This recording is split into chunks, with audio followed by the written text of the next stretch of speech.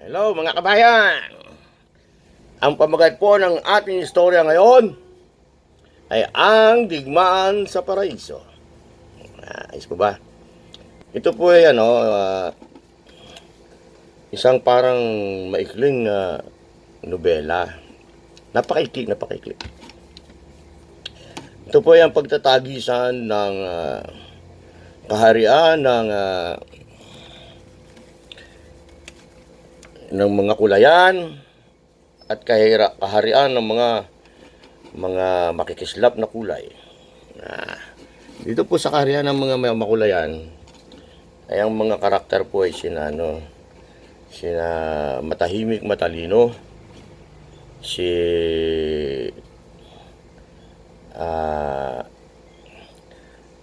magaling paraan, at saka po ang mga mamamayan niya. Dito naman po sa makislap na kaharian, andyan po yung mga si maputlang kulay at si sakim na nakatauhan. Ano po ba ibig sabihin? Ito po ay ang paglalaban ng mga kabutihan at paglalaban ng mga tagpo natin itong mga mapagsamantala. Hindi po naman lingid sa inyo ngayon na itong mga makukulay o kaharian ng mga makukulay, taong may kulay, lagi na lang tinitingnan na sila ay mababa at iniisip na sila ay walang kaisipan at lagi silang sinasaktan o tinatakot, palibasa sila yung mga gentle, mga mapagtiis sa mapag-unawa. At ito namang itong sa makikislap na kulay, yung mga malasot lang kulay, ay ang set ng mentalidad nila ay sila superior kasi nga nalambungan na yung kanilang pag-iisip ng kanilang kulay. Hindi po ba na minsan nakakasilaw pagka sobrang makulay, yung maliwanag naman yung nakakasilaw yan. Sino po bang makasalanan sa mundo ngayon? Hindi po ba yung makulay, Lucifer, diba? Mabuti na lang po dahil sa si matalinong mahinahon, para siyang may foresight para siyang propeta, parang malalaman niya kung ano yung nangyayari. At alam niya na dito sa nalalapit na paglalaban ng mabuti sa masama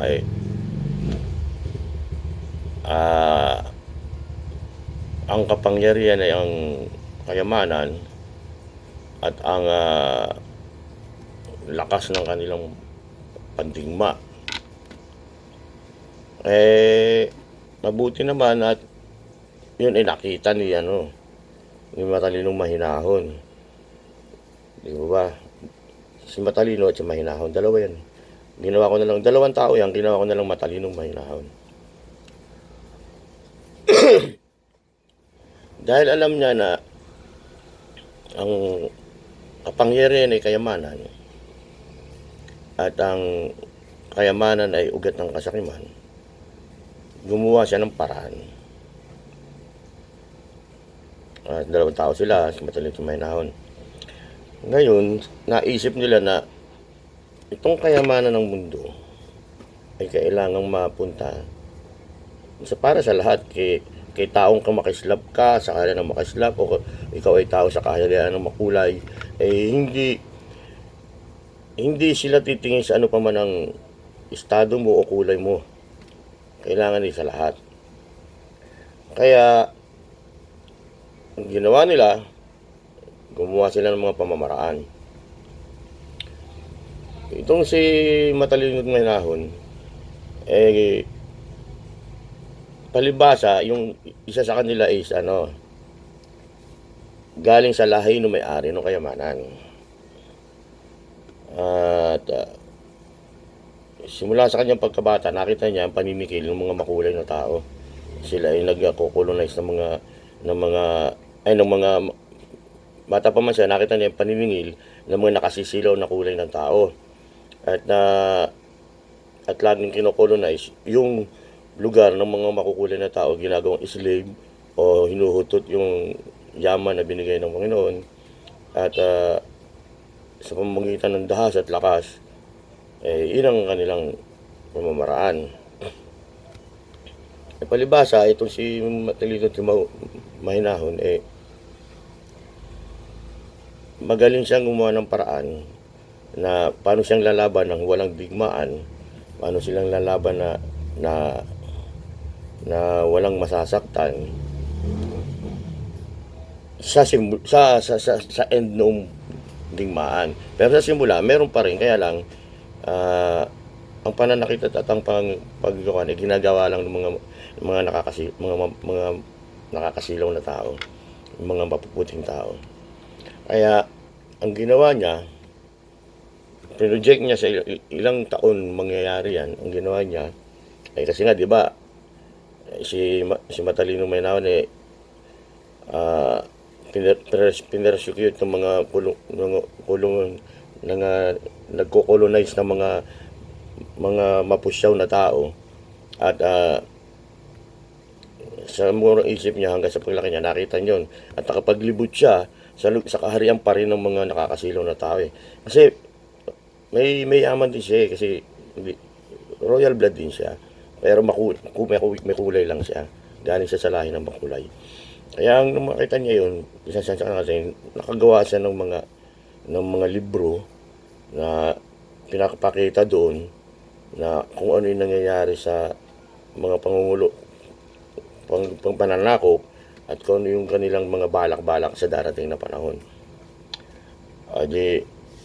Ang nagawa niya ng paraan na nagkausap si Matalino Mahinahon na kung ano ang gagawin nila, ay kung paano nila ma-shape yung yaman ng mundo. Napakaganda ng ginawa nila. Akala nitong mga mapupusyaw na kulay ng tao, sila na magagaling. Boastful nga sila, proud. Pero hindi nila itong mga silent operator, si Matalino Mahinahon, magaling talaga sa paggawa ng pakipagdigma sa mahinahong pamamaraan. Sorry po. Kaya nagawa nilang yung yaman ng mundo is maitago. Kasi kailangan itago yun, kasi pag yun ay nakuha ng mga dragon, yung 7 tao na 7 pamilya na gustong hawakan ng mundo, ay gumawa sila ng isang pamamaraan mismong sa bakuran pa ng mga puti, ng mga makukulay na tao. Gumawa ng mga istorya, senaryo, gumawa ng mga ito si Matalino Mahinahon ng bagay na hindi nila masyadong mapupuna. Sumakay sila ngayon doon sa karwahe o sumakay sila ron sa pamamaraan ng mga mapupusyawang kulay, nagpanggap sila. Paano mo nga naman malalabanan ang isang kalaban kung hindi ka mismo lalapit sa kanya, alamin mo yung kahinaan niya, at anong paraan ang magagawa mo. So ang kahinaan is proud at saka overconfidence. So pinasok sila ngayon. Ngayon, merong itong isang entity pa, maliban kay sa kaharian ng mga makulay at saka kaharian ng mga makikislap na tao, ay meron isa pang entity. Ito yung tinatawag natin na si kaharian ng mga pananampalataya. Merong sa kaharian ng pananampalataya niyan, merong mga operator din diyan, yung mga nagsasagawa ko ng mga gagawin. Sila yung kasi yung pananampalataya is very powerful yan, faith, very powerful yan. Kaya lang, kung gagamitin ng mga nagpapatakbo ng pananampalataya sa mabuti, sa masama. Ngayon, pinasok na isang grupo ng mga mananampalataya daw At sila ngayon nagpapatakbo doon na greed pa rin ang tumatakbo roon at hypocrisy. So, ang ginawa nitong si Matalino Maynahon, abay, pinasok niya yun. Eh, meron naman siyang dugong kaya hindi rin siya madideny dahil galing naman siya sa dugong bugaw at siya naman may kayamanan din at may talino. Napasok niya yun, hindi nila namalayan. At naging head pa siya nung entity na yun. So, itong mga mananakop na ito, gumawa ng gulo, gumawa ng giyera. Sila na pa yung sumuno niya para sila kumita rin at makapandambong, di ba? Ay magaling si Matalino Maynahon. Palibasa, sa pananampalataya rin itong mga nakakasilaw na ito sumusunod Dahil sa faith nga, di ba? Siya ang head ngayon dun sa isang masamang operator doon sa pananampalataya, sa kaharian ng pananampalataya, na hindi nila alam, siya yun, si Matalino Maynahon. Ang ginawa niya,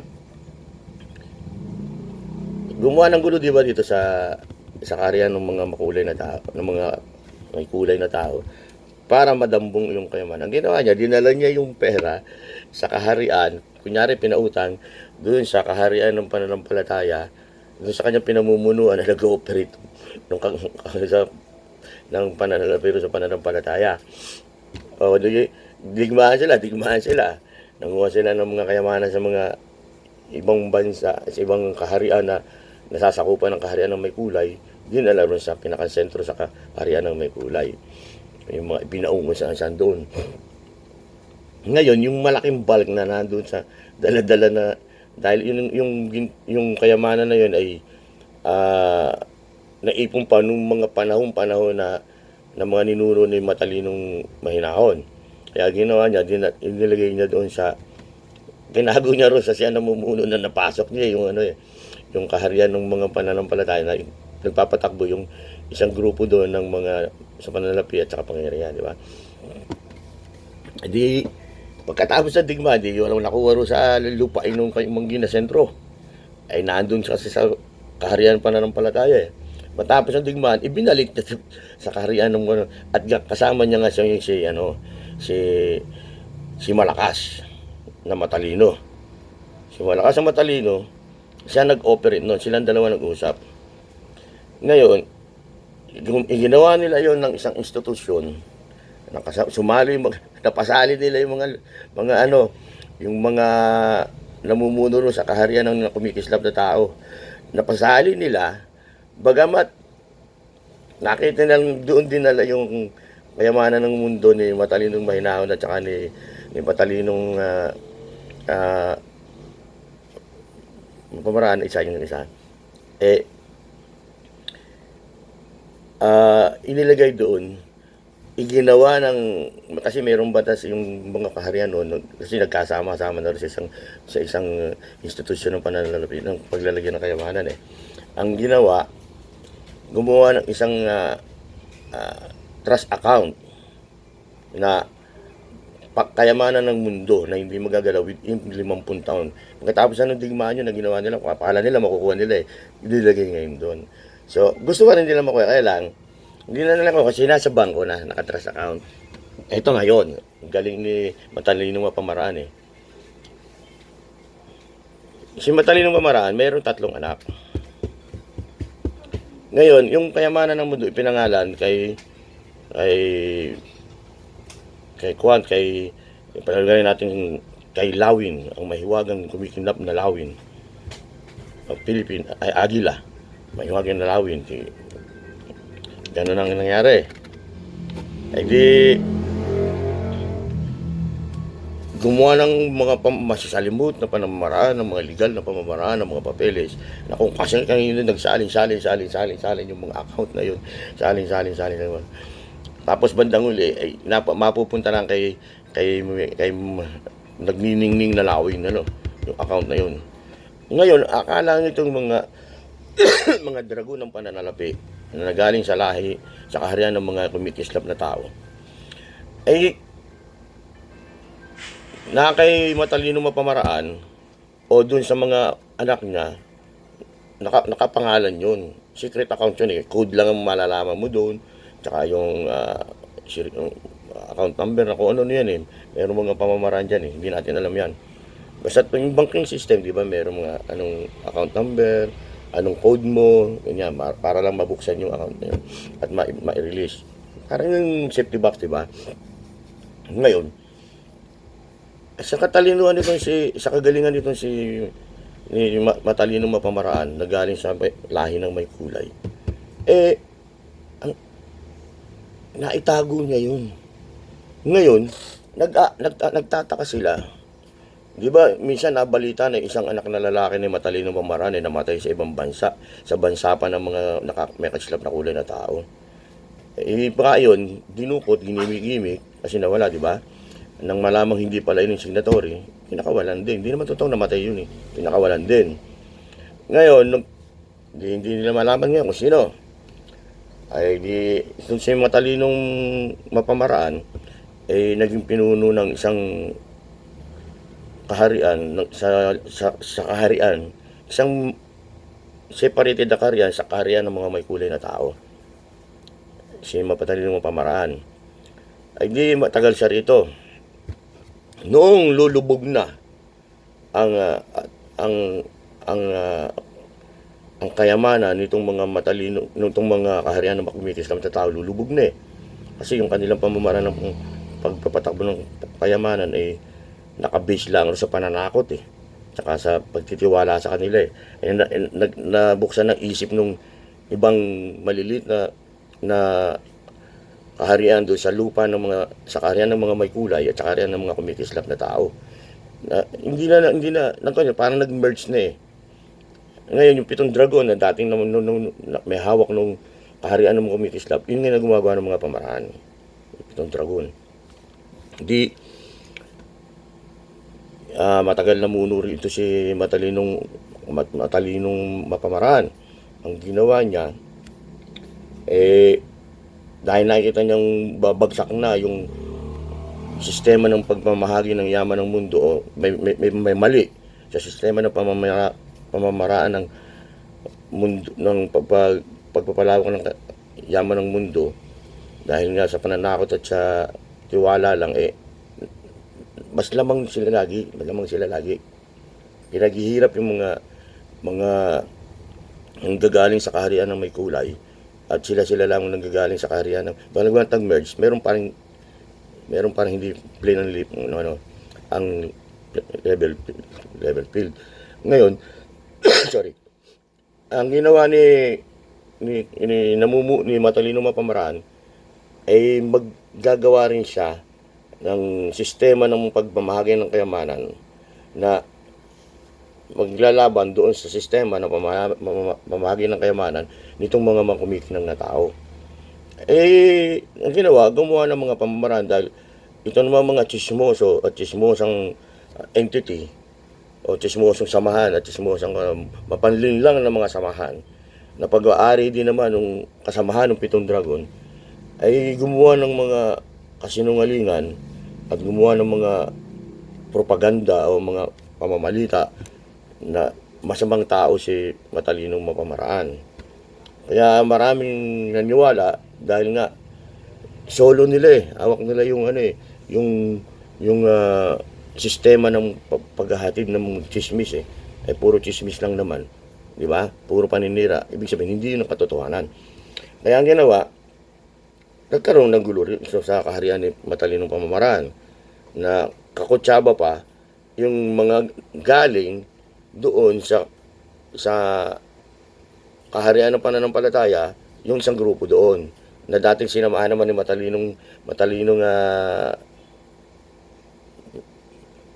mahusay na kangina, di ba? Di naayos na yun.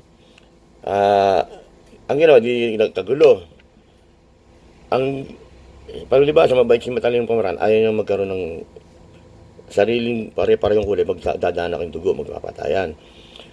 Ang ginawa niya, meron pa natin na pag-asa sa kanya, pumunta rito yung mga bulldog ng mga pitbull ng mga kahariang mga kaharian ng taong kumikinang. At kinukonsinti siya na umalis na rito. Pero sabi niya, hindi ako alis, dalhin niyo ako sa isang lugar na isla na malapit dun sa aking pinanganakan. Ang ginawa, dinukot siya. Dinala siya ron sa lugar ng colony o nasasakupan din ng mga taong kaharian ng mga taong kumikinang. At doon pinipili siya. Akala siya yung signatory ng Wealth for Humanity. Yung kayamanan ng buong mundo, kayamanan ng isang katauhan. Pinipilit siya ngayon pa sa pirma, ay hindi naman siya. Ito na, di magandang panahon. Ito na. Ngayon, nabuking na, bagsak na yung kayamanan ng mga tao kumikinang. Hindi na pinaniniwala ng buong mundo. Yung may kulay na tao, yung mga kumikinang na tao, na hindi na naniniwala ro sa nasasakupan ng 7 dragon na yan, himiwalay. Magtatayo sila ngayon ng sarili ng institusyon ng paghawak ng kayamanan. Nakokontra doon sa paghawak ng kayamanan na itinayo rin ng mga taong may kulay at inostate yung taong mga kumikinang kasi may might sila eh. May mga pandigma at saka mga mamatay tao sila eh. Ibig sabihin walang konsyensya. Kaya ang ginawa, humiwalay na yun kasi nagiging modern ng mundo, nagkakasama na may kulay, may kumikinang na iba, nakakaayos na. Kasi nagiging, ito na yun, napupunta tayo sa end eh. Ngayon, yung kayamanan ng mundo, na ginawa ng matalinong mapamaraan,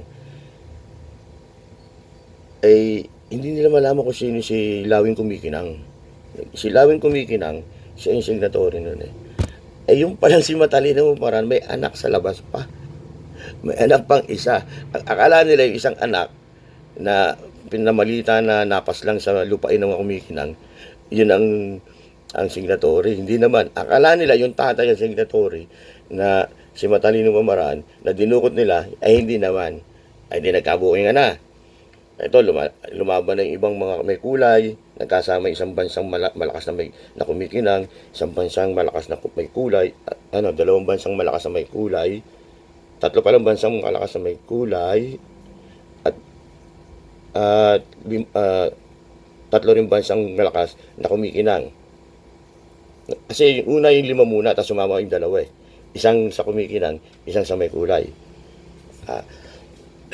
Sama na. At sumama na rin yung 187 bansang may kulay at bansang kumikinang. So nawala na ngayon yung hawak ng 7 dragon.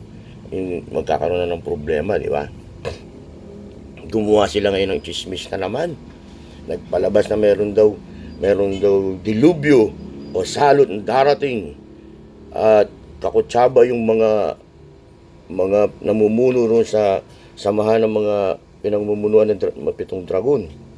Gumawa ng chismis na naman sa pamamagitan ng mga bulaang mga tagapamahayag. Meron daw salot na dumating. Kailangan raw malis ng bahay. Ay, naku. Anong plano nila dun? Nagtagumpay naman sila. Lumabas naman si Lawing si Lawing na kumikinang eh. Oh. Di ba? Ngayon, hindi na nila pwedeng makuha yung Lawing kumikinang. Di ba? Booking na eh. At saka ni kakaso mo, hindi mo politiko yun. Oh. Hindi nga siya nakikialam eh. Oh, talagang magaling si Matalino Mapamaraan. Di ba? Naguyo nila, akala nila sila matatalino, sila magagaling. Naguyo ni Matalino Mapamaraan. Kung ano ginawa, kinuha yung anak, kinakot, kinuha siya, kinidnap. Yung pala, andyan lang sa tabi-tabi. Di ba? Ito naman, istorya ko lang ha. Istorya lang ito ha. Gumagawa lang ako ng malilit na nobela. Kaya, kayo na po mag-isip. Gaano kagaling si Matalinong Mapamaraan na nakita ni Matalinong makasaysayan, Matalinong may puso. Silang dalawa. Para yung galing sa lahi ng may kulay. Para yung galing sa paraiso. Para yung galing sa lupa ng Opiro. Di mo ba? O, kaya ngayon, ngarang sila. Maski yung pinalabas silang dilubyo eh. Maski yung mga maliliit na kaharian ng malaking may kumikinang ayaw na rin sa kanila eh. Nag-alisa na rin, di ba? Oh, kaya naiwanan na sila doon. Yung nasa Revelation na yung 7 dragon. yung dragon na may 7 ulo na umahon na may 10 sungay, di ba? Ay, sila yun eh, si 7 dragon na yun eh. Yun yung lugar na yun sa mundo eh. Ito naman po, istorya lang. Ah, parang maiksing nobena sa kapantasan ng buhay, di ba?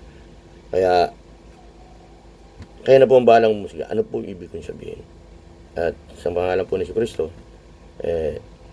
dasal lang po tayo. At hindi po siya natutulog. Malinaw na malinaw ang dating sa kanyang mga tinga yan. Dolby system. Kaya, in Jesus Christ's name, thank you po.